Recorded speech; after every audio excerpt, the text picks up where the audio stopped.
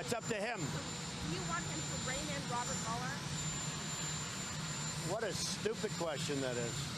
What a stupid question. But I watch you a lot. You ask a lot of stupid questions. The mainstream media strikes again with their wild double standards and twisted priorities. From roasting Ellen DeGeneres over P. Diddy scandals to defending a murderer, the hypocrisy runs deep. And get this, Hallmark just beat CNN and MSNBC in viewership. Go figure. Welcome back to Kharisma Daily. Now, first up, the Australian media didn't hold back in their takedown of Ellen DeGeneres. They went as far as calling her a nasty cow and hinted her connection to P. Diddy might explain why she fled the US after allegations against him surfaced. This is brutal, but let's see how they deliver it. Take a listen. Of the week, I've got to give it this week again to the US left-wing media because they really are capitulating into oblivion, aren't they? Let's start with the hosts of Morning Joe on MSNBC grovelling to Donald Trump. Joe and I went to Mar-a-Lago to meet personally with President-elect Trump. It was the first time we have seen him in 7 years. Now, we talked about a lot of issues, including abortion, mass deportation, threats of political retribution against political opponents and media outlets. We talked about that a good bit. Oh, please, how pathetic. And here is The View co-host Sonny Austin, who had to make a legal note correction about Trump's now former Attorney General pick, Matt Gaetz, after she trashed him. Sonny, you have a legal note. I do have a legal note. Thank you, Whoopi. Matt Gaetz has long denied all allegations, calling the claims, quote, invented, and saying in a statement to ABC News that this false smear following a 3-year criminal investigation should be viewed with great skepticism, that DOJ investigation was closed with no charges being brought. We'll be right back. Oh, was that a hostage video or was it actually The View? Yes, it was The View indeed. I mean, how pathetic are they, seriously? They're not coping proof. No, they're not. They're losing it. They're losing their minds. She sounded so sincere, didn't she? Very she sincere. Virtually choke on her words. But the best one for me is Ellen DeGeneres, who is, by the way, a very nasty person. I've had dealings with her in Australia. Oh, bit of could I tell you some stories about that cow?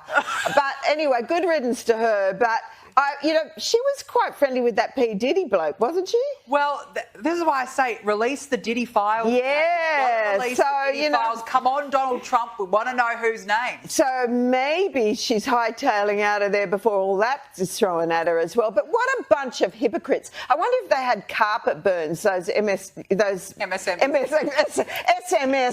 fools.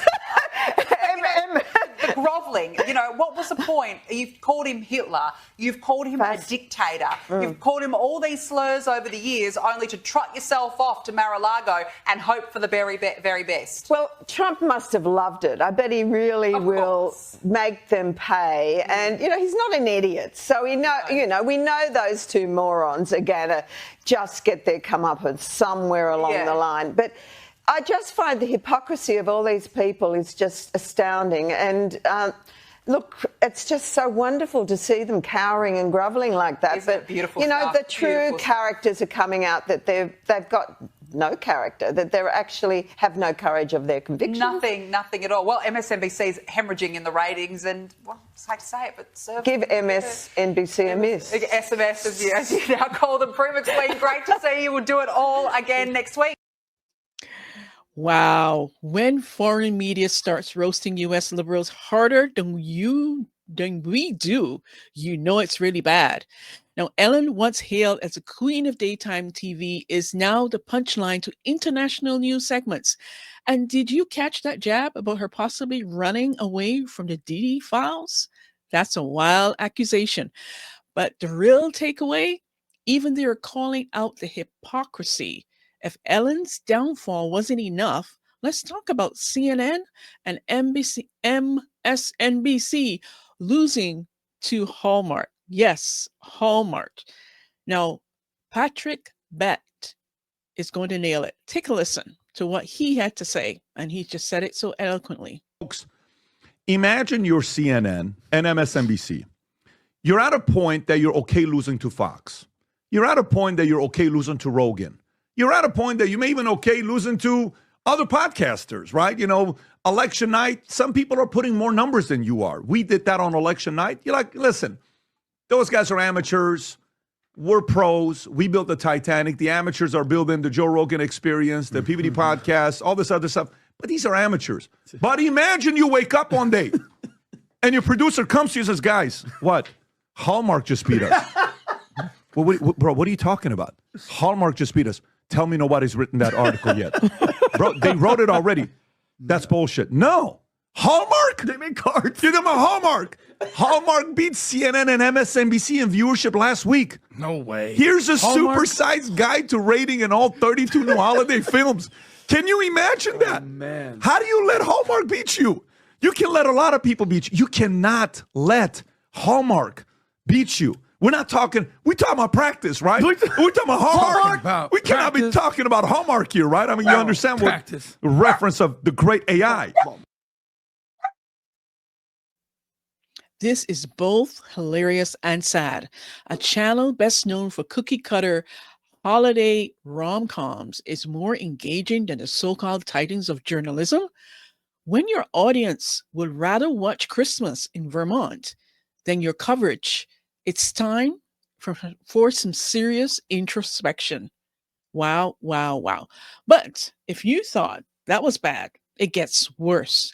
Now, MSNBC isn't just losing viewers, they're defending criminals. So check out this article, headline, Laken Riley killer did not stand a chance. I'm going to let you see it for yourself. Here you go. So this is what they wrote. Their headlines last week said, Laken Riley's killer never stood a chance. Can you believe this? This is crazy. Instead of siding with the innocent victim, a young woman murdered by an illegal alien, they're bending over backward to sympathize with her killer. Now, at the top of this, you can see what Donald Trump had to say. Now, Donald Trump is mad. He said, you literally can't make up this level of depravity. These people are sick. This guy is a murderer. He's an illegal alien that killed an innocent woman, but MSNBC would rather go bat for him. However, much you hate MSNBC, it's not enough. And that was from Donald Trump's quote about this headline. And it's totally ridiculous. But interesting enough, I guess because of the backlash, they've actually changed the headline. I checked it out yesterday when I was doing some research on this. They had the same headline I just showed you, and the article below that headline defending the killer of Laken Riley. But this morning when I checked again, interesting that it has changed. Take a look. So now they've changed the headline, and they say that the guilt of Laken Riley's killer was never in doubt. So I guess because of what Trump said, and they got some backlash against such a headline and such an article, they decided to change their headline and change the whole premise of the article that they originally wrote. Absolute madness. It's so crazy. You know, the hypocrisy of the mainstream media is on full display, and people are waking up.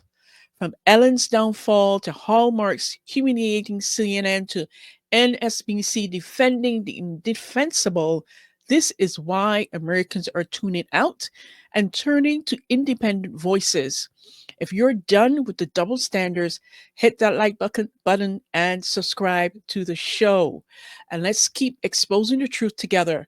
And I will see you in the next one. Until next time, take care and bye for now.